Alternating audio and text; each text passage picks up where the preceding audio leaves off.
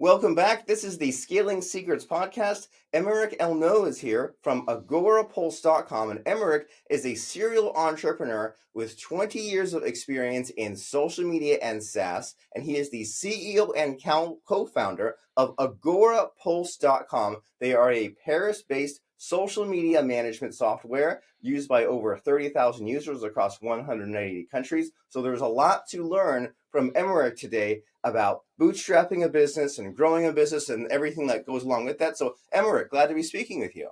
Yeah, glad to be here too, Robert. I'm very excited to share a little bit of what I've learned in those past 20 years with the listeners.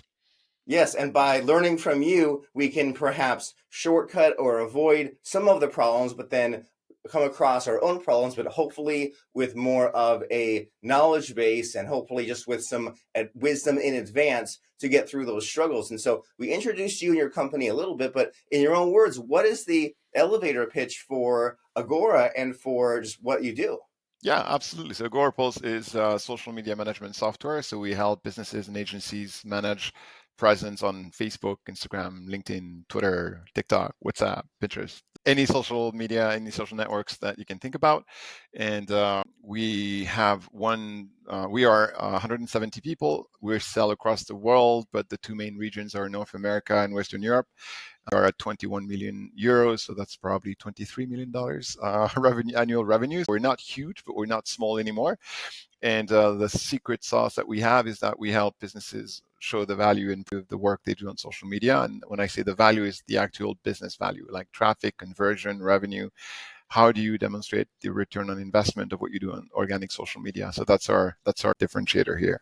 To see those numbers, right? Because it's really easy if you're posting on all these social platforms manually to not even know what the results are and to just think like this is something that maybe I have to do, but I'm not really seeing the results, the return on it. And so by seeing those stats, those analytics, I can see how that can be very useful, very helpful. And as we both know, there's so many tools like this out there, right? And it's just so helpful to see things like the calendar, to create content in advance, or just to kind of be more organized, because it can be a mess to post to all these different sorts of platforms.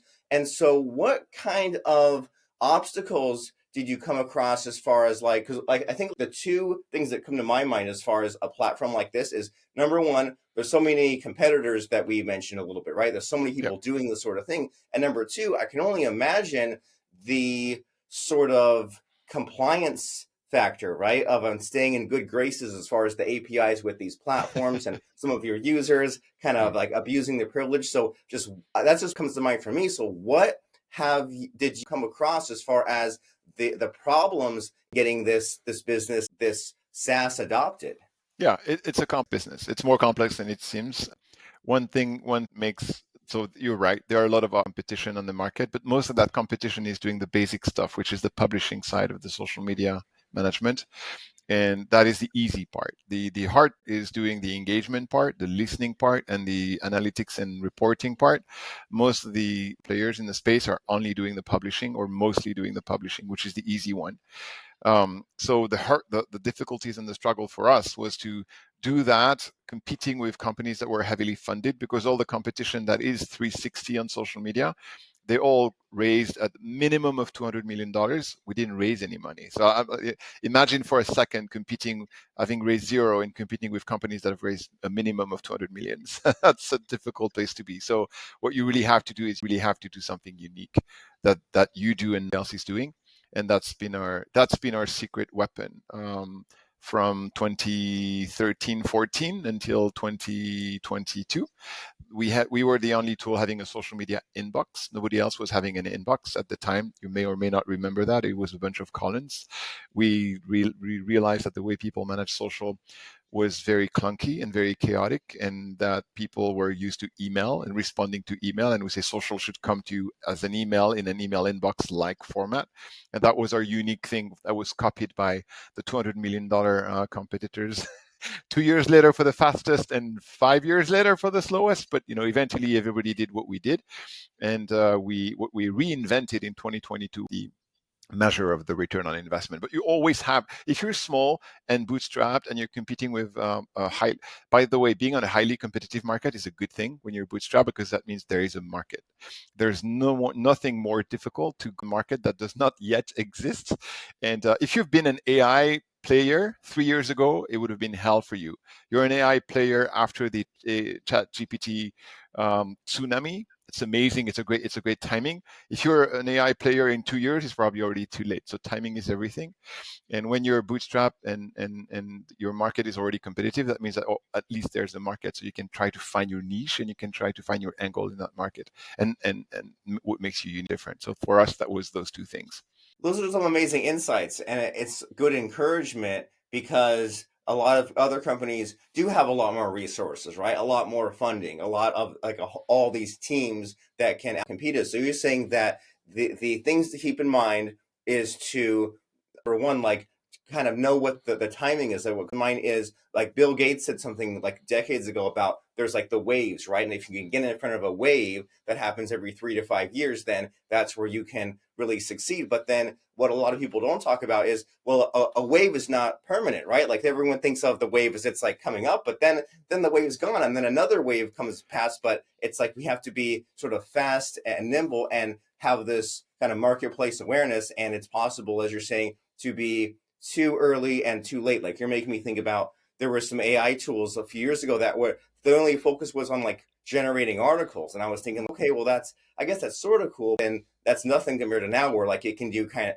of anything. And Yeah. so then you're saying that what's also a cool insight is you you said, well, here's the frustration in front of me, right? All these competitors have these other tools, and then there needs to be a better way. And you said, well, let me adapt a concept that people are already used to, right? They're already used to this concept of Yeah. the email inbox. And so I don't have to kind of teach them something. They don't have to get their brain wrapped around some new idea. They can just apply this inbox idea to this social platform.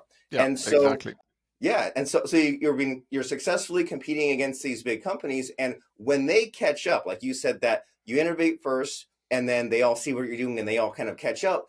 Like then what do you do? Then is it a matter of like you innovate again, Yes. or do you see like, well, we you have like different types of, like how do you just keep winning of just it being a one off? Yeah, well, first you keep moving. It's like, we're like sharks. If you stop moving, you die because you don't breathe anymore, or fishes.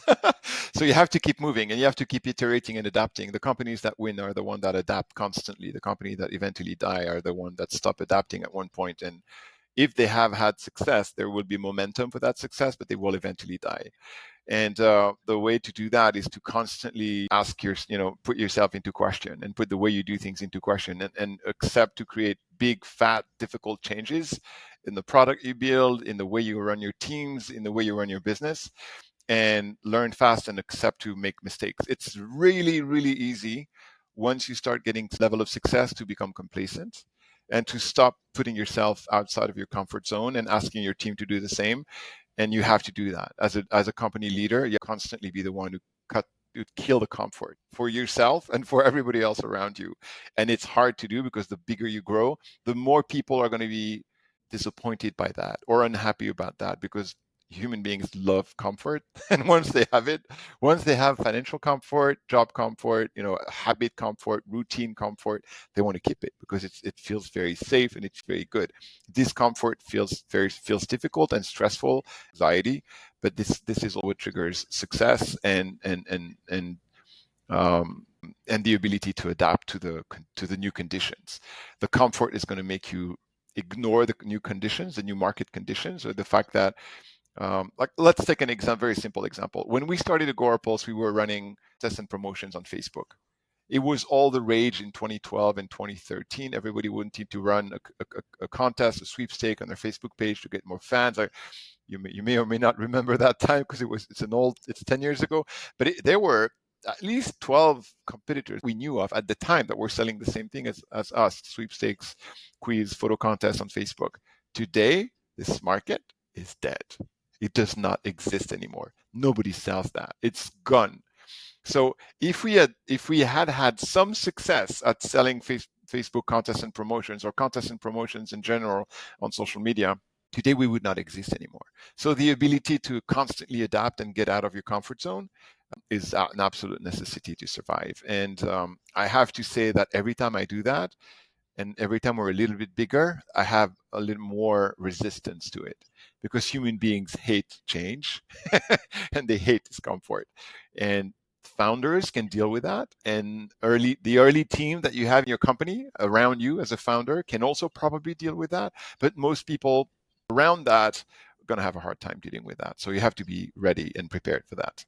Okay, so kill the comfort and Yeah. adapt to what's coming new, and even like it seems like it may be helpful to like revisit that early mindset, right? Like you, Yeah. even if when you've had success and you have more money and more resources, to just keep thinking back in terms of those scrappy years when you were thinking and acting fast. And how do you sort of balance out the kind of the established what's working that you've had success in versus what's new? Because I imagine it may be a little bit of a mind game to say, well, we stumbled upon, say, contests or social inbox, and this is like really growing, and this is really making us a lot of money, and there's this new frontier, say it's AI or something, and it can make me really tempting to like throw out what's working and trying something new, or maybe even just second guessing yourself and wondering, well, am I putting enough attention on what's working now versus the future? And so do thoughts like that ever cross your mind, just on like wondering if you're throwing away something that's good for the future or vice versa? Yeah, it's first of all, that's a very difficult thing to do. So do not underestimate the difficulty you're going to have to face weighting the level of attention and energy you have to invest in what's currently working that you should not abandon, versus what you should be that is not yet working but is probably going to be the thing that work in 3 years that you should already invest into. That's really, really hard to do. So I don't have any magic recipe for you. The real recipe is to give one is like spend 80% of your time and energy and budget and money on the things that work, and try to allocate 20% of your time, energy, and money to discovering what may be working, or maybe it's 15%, doesn't matter, but that's the range.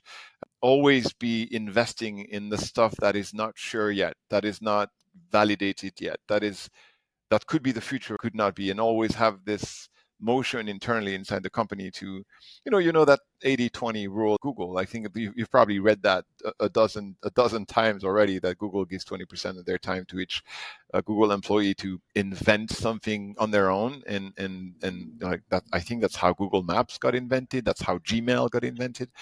It's the same kind of rule. Like try to create bandwidth, budget bandwidth, and time and energy bandwidth to think tomorrow, but keep the 80% of that bandwidth, budget, and energy and time to keep doing what you're doing today that's working. So it's that balance, but it's really, really hard. Balance is the hardest thing. Right, because it's never quite It's never stable. balanced. Right, right, yeah, the balance is never balanced. Always close to not quite Yeah, there.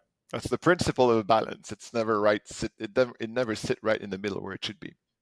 Right. Well, but I do find that helpful. Just like think in terms of that 80-20 and say, well, can I spend 15 to 20% Yeah, of my time and resources, energy, and focus on just the moonshots on the experiments, because they might not pan out because it's only 15-20%, or it might be some kind of initial failed attempts, and there might be something that maybe sets us up to yeah, be prepared for in 2 or 3 years, and it might even take off, and then that little 20% was worth it. So I find that just a very good way of simplifying this mind game that we have to play. And so yeah, right before we kind of started our conversation, you and I had an interesting exchange where you were saying a little bit how it takes different mindsets to grow your company from like A to B and then from B to C. And so can you kind of tell us about that, about how in the process of getting from this level to this level takes one kind of mindset, and this level to another level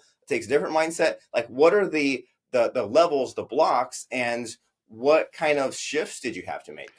yeah. As a founder, right? That's what we're talking about. Like what it takes from you, depending on where you are in growing your business. So as a founder or a co-founder, the first, let's say, millions, 2 to 5 millions of annual revenue, they're all about brute force. They're all about you working 15 hours a day, doing everything. I was doing marketing, sales, support, accounting at some point, VAT filings, everything. And it's all about working crazy hours and trying a lot of different things and doing the work yourself and being surrounded by people who are going to do the work themselves as well, but you're not going to work as a team. You're basically going to work as a bunch of individual contributors work making things happen. Basically, that's how we got to 5 millions. Brute force, pure work outworking everybody. You probably heard a bunch of people who are very successful telling you that they will outwork you, and that's why they'll win. It is true. You get either an individual success. The Rock, the famous actor, he will keep telling you, I will outwork you any day of the week. And that is true. In terms of physical fitness and everything, he will outwork you. And his individual success, he will create by outworking people. Once you get over, I'd say 10 millions, that does not work at all. Maybe it's even 6 millions, by the way. It doesn't matter, 6 to 12, whatever. There is a point you cross as a business where working people as an individual is not going to produce results. It's actually going to go work against you. So there is a time where, as a leader, you have to stop outworking everybody and you have to start creating a team that is going to outwork the other companies. And that is a completely different job than it is to outwork people yourself, if that makes sense. So the level of drive and work capacity you have to have in the initial years to outwork everybody else is absolutely not the same as the one you need to have to hire the team, train the team, coach the team, fire the ones who are not the good fits, and do it fast, which you never do it fast enough. Them, mentor them, push them up, make them become the best person they can become. That is a completely different job than the first, 2 to 3 years where your only goal is to work more than everybody and produce better work than everybody else. So those, I had to simplify it to the extreme. Those would be the two different leaders you have to be in the first 5 millions and in the 5 to a billion, like whatever it is next. Once you move to that position of being a leader that empower a team to be the best version of themselves and the team that's going to outwork every other teams, once you've achieved that, which is a very hard thing to achieve, you can go to anything. Like there's no limit to your success. And find that very helpful. That's a great insight. That at first the key ingredient is the work and just getting done and getting that proof of concept and just making it happen. But then once it becomes unmanageable or unsustainable, then it's time to refactor and to debug the system and say, well, if I had tried to build a team and I tried to teach all these people before taking any action, it wouldn't even have happened fast enough, and I had to do it myself or with a small team just for the speed factor. But then once we figured a few things out, we figured out what to do and what not to do. Then we train these leaders, then we systematize, then we kind of have them take over these things that worked. And then that way we can do less. And it's kind of like when people talk about, there's like these three phases, right? There's like the first phase where you learn something, and then or there's the further phase where like someone teaches you something and then you kind of figure it out on your own and then you hand it off to others. And so that's really helpful to think about as far as just yourself and put in the hard work, but then later on offload that so that way you can, as you said, get to the infinite growth and kind of dial back and kind of adjust gears, shift mindsets to where we need to go. And so along that journey, was there any sort of unexpected surprise? Was there something that, because we talked about kind of the difficulties and hiring and firing and competitors, but was there an obstacle that you did not expect that just came to you unexpectedly? Wow, I could share two answers to that.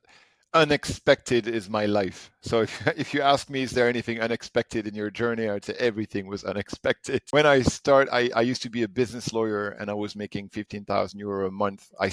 I'm still not making 15,000 euro a month. So one of the unexpected thing was how hard it would be. That the first thing I didn't expect, how hard the entrepreneurship journey is. So my first answer would be everything is unexpected when you start a business.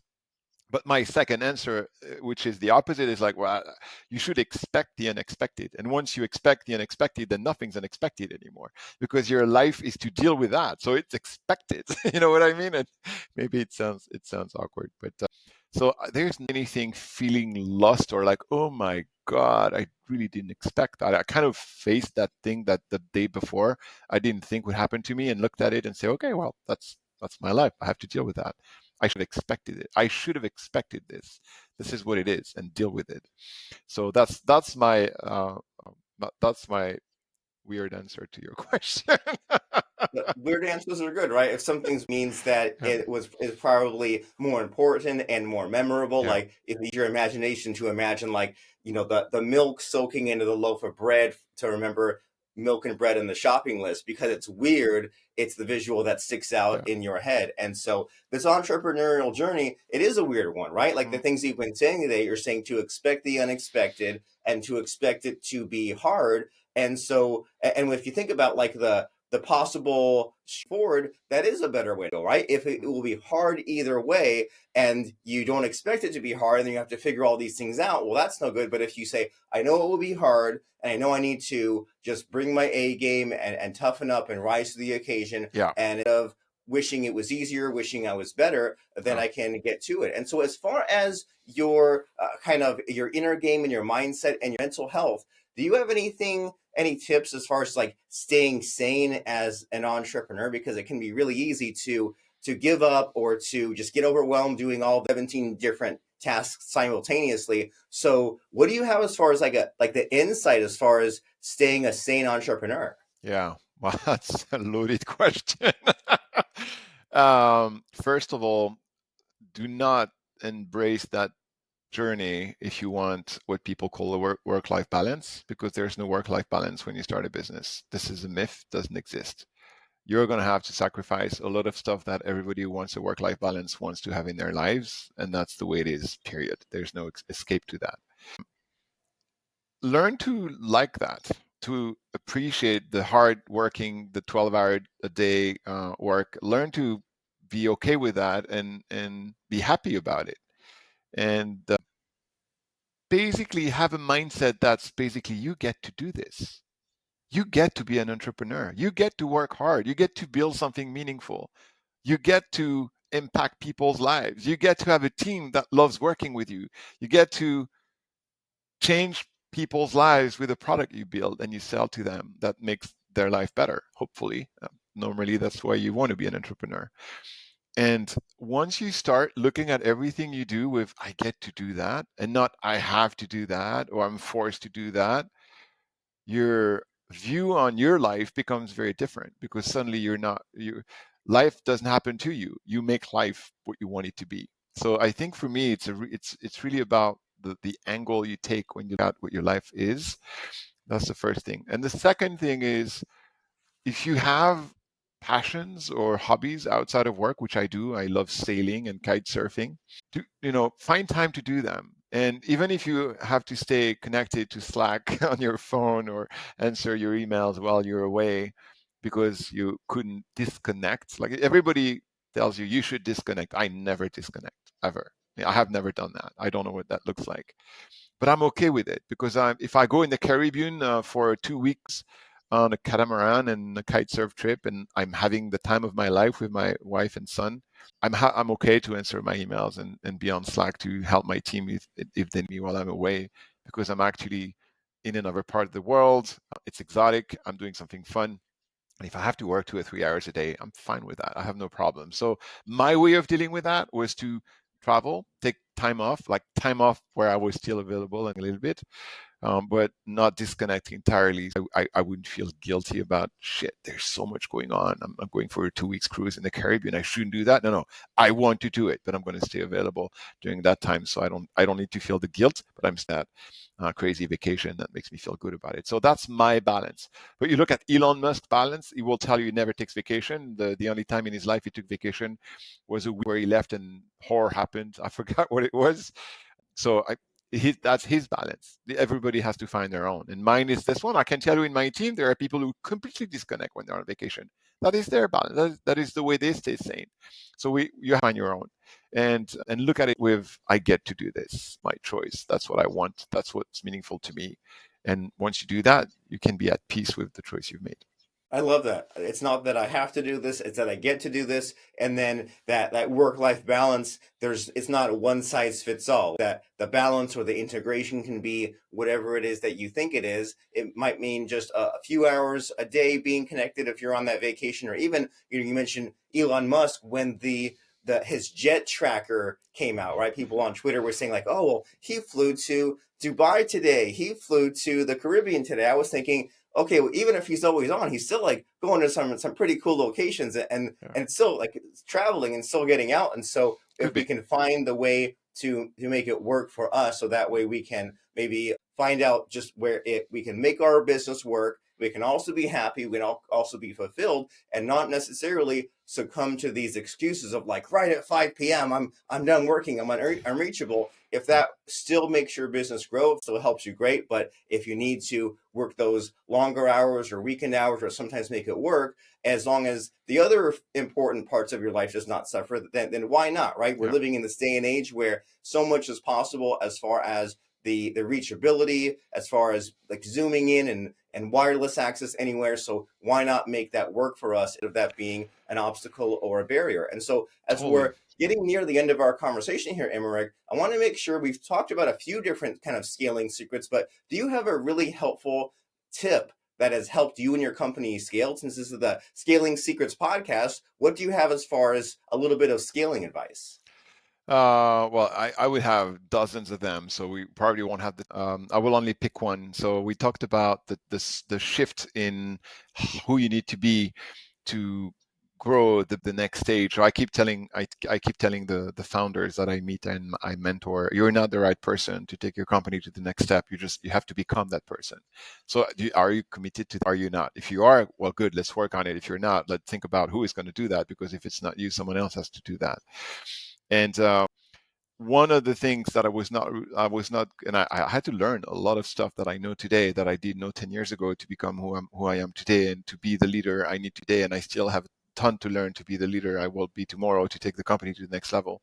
One of the things I've learned is in the early days, I was not good at creating a vision for my team and my company. And still not perfect, but I made a lot of progress. And in the early days, like I said, it's brute force, it's hard work. There's not really a need for a vision. We're all in the same room, working hard. We can see what everybody else is doing, and are all fulfilled by the hard work we're producing and the results we're seeing from that hard work. Once you become a leader, you're not producing the work, so you don't see the results. And most of your people are in the same position, so you have to create something that they believe in and they can that drives them to give the best version of themselves to the company. And that's what you call a vision.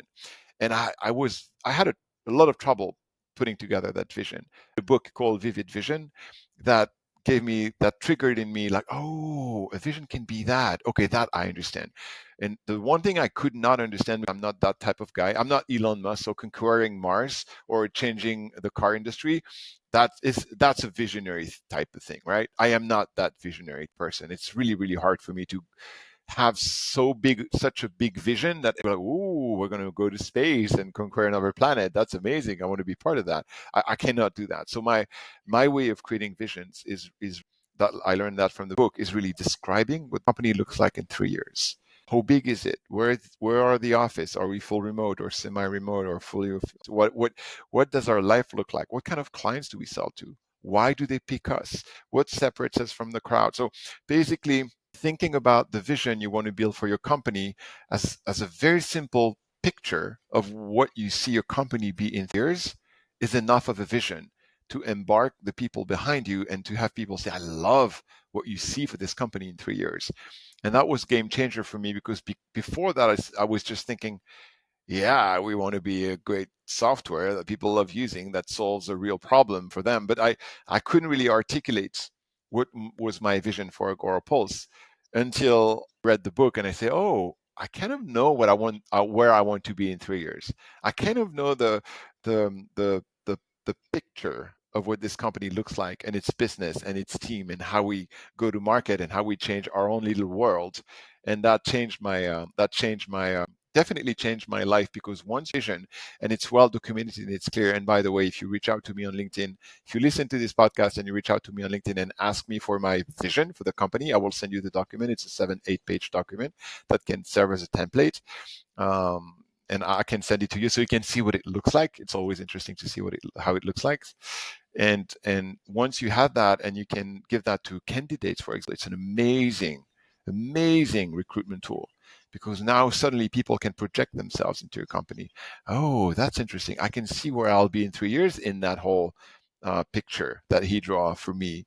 And it's much easier to attract high level talent with a great defined vision, a great picture of what the future looks than it is when you have nothing like that. So that's my one piece of advice for people who are scaling, for leaders who are scaling and are in that place where, okay, now I need to hire talents and I need to have them embrace my dream and embrace where I want to take this project. The vision built according to that book, the Vivid Vision, is a great tool. So you're saying to have that picture of what the company will be like in 3 years. Yeah, That way you have a plan, but it's not a vague, nebulous plan. It's something exactly of where you want to be. yeah, That way you know when you've gotten there, and you know if you're headed there or you're not. And I also love what you said there about how it can be this wonderful recruitment tool when you have a new hire yeah, and they can get on board with the same vision. And so yeah. that way everyone can be a team and get to where they want to go. And so along those lines, I'm not asking for your entire vision, but is there something that's worth mentioning as far as something up and coming in the future about Agorapulse that you're excited about? Oh, what I'm excited about, which has been our differentiator for the past 2 years, is one, to help people who are working on social media prove the value of what they do. And without the shadow of a doubt, we want them to be able to look at what they've done and tell their boss or their customers or their team, the work we've done this month generated X, and X is an actual business result that make them very proud of what they've done. So if you look at someone who runs paid ads, it's easy for them. You look at a sales, an account executive that is selling thing. At the end of the month, what a sales does, say, oh, my quota was $4,000, and I closed $4,200, or I exceeded my quota. I am proud. My work is meaningful. I'm recognized by my peers, by my boss, by my company. I'm going to have a salary increase. I'm going to have an amazing career. I feel good about what I do. I want that same feeling to be the feeling that people who work on social media using our products are going to feel at the end of the month. That is the vision for Agorapulse. And when you say that, you feel like, okay, I understand what you want to do, and I understand the good you want to bring to the marketing world and to the companies that you're working with, and it makes sense. They call that empathy, right? The people using your tool, where are they stuck and what could they really benefit and enjoy from to be able to demonstrate the results of all this kind of social media work they're doing. Wonderful. And so we got all kinds of amazing insights from you. And I'm thinking like I'm cataloging it all in my head. I might even have to go and rewatch our own interview together just to remember some of those things. And so if someone wants to take this next step with you, if they're really wowed and amazed by what you shared today, you mentioned finding you on LinkedIn, or you mentioned Agorapulse. So, what's the next step after someone watching this episode? What's the call to action? What's the call to action regarding me, like getting in touch with me? Yeah, getting it with you and finding Yeah, out about Agorapulse. again, well, finding out Agorapulse, they can go check it online, agorapulse.com, obviously. But I'm more than happy to connect with people who are eager to learn and grow. So if they invite me on LinkedIn and add a note, so always add a note to the invitation and say, hey, I listened to your interview on podcast X, or I read your article, or I saw you on YouTube, or whatever it is, so I can know that where you're coming from, because I get 20 to 30 invitation per day of people I've never met, so it's really hard. I cannot accept those, but I will accept those who tell me that they have a specific question that they'd love to ask me and discuss. I'm always answering those questions, and you'd be surprised that I don't have that many. So there are, entrepreneurs and people who want to build something meaningful are not the majority of people. So if you are one of those and you're listening to this and you feel you have a burning question, I'll be happy to respond. Just invite me on LinkedIn and tell me that you heard me here, and that's and I'll take the time to get back to you. You heard Emeric on the Scaling Secrets podcast, and I think you're so right that there are people like these other entrepreneurs that you look up to. They're people, and there's no harm in, first of all, saying I loved you on the Scaling Secrets podcast, or number two, sending a real quick and short question, and what do you have to lose by taking those few seconds and seeing what comes back? And so agorapulse.com is the company, and then you look you up on LinkedIn. I don't want to mess up spelling your first and last name, so can you spell that for us? That way people know what to search on LinkedIn. Absolutely. Emeric, Emeric, Emeric. And my last name is Ernoult, Ernoult, Ernoult, if you will. Wonderful. And so if you're driving, pull the car over and write that down and take out your phone and add them on LinkedIn while it's still fresh on your mind. And as we're wrapping up our conversation here, Emeric, I find it really helpful to get one final quote or lesson to really wrap things up and to really make us feel inspired and engaged and energized to move forward. So what floats to the top of your mindset when I ask you about a helpful quote or lesson that has really helped you through? Okay, I'm going to be a little controversial here. It's not a quote, I made this up, but we've had a lot of conversation and debate in the company, and we've other marketers around me about marketing attribution. So attributing to marketing, the value you create, the sales funnel you create, and so forth. And I've had a lot of marketers come to me and say, yeah, you cannot track everything. There is dark social. Their attribution is broken between mobile and desktop, and so you shouldn't too much about that. There are even people who are thriving in saying that you should not do attribution marketing at all because it's hurting you. So my quote is this one: marketing attribution is going to show you the tip of the iceberg. This is true. A lot of stuff is happening under the surface of the water, and you will never see it. But at the end of the day, if there's no tip, there's no freaking iceberg. So you have Okay. to measure the tip of the iceberg, and you have a level of visibility onto where are the iceberg by looking at their tips. And so you have to measure marketing in a way that allows you to the iceberg, knowing that most of what your marketing does is probably happening in a way that you cannot track. But if you're not tracking it, you're not going to see the tip, and if there's no tip, there's probably no iceberg. So there's probably nothing for you to work on, to count on. Okay, so track what you can. Don't just give up. Don't just Don't use just it give up. Yeah, as an excuse. yeah, that's exactly the point. Okay, and so that you can and should use to track. You can on goarpulse.com. We will see you there. And thank you very much, Emeric, for wowing us, amazing us, blowing our minds. I really appreciate it. I appreciate you. Thank you so much, Robert. It was great. Had a lot of fun. All right, so recording.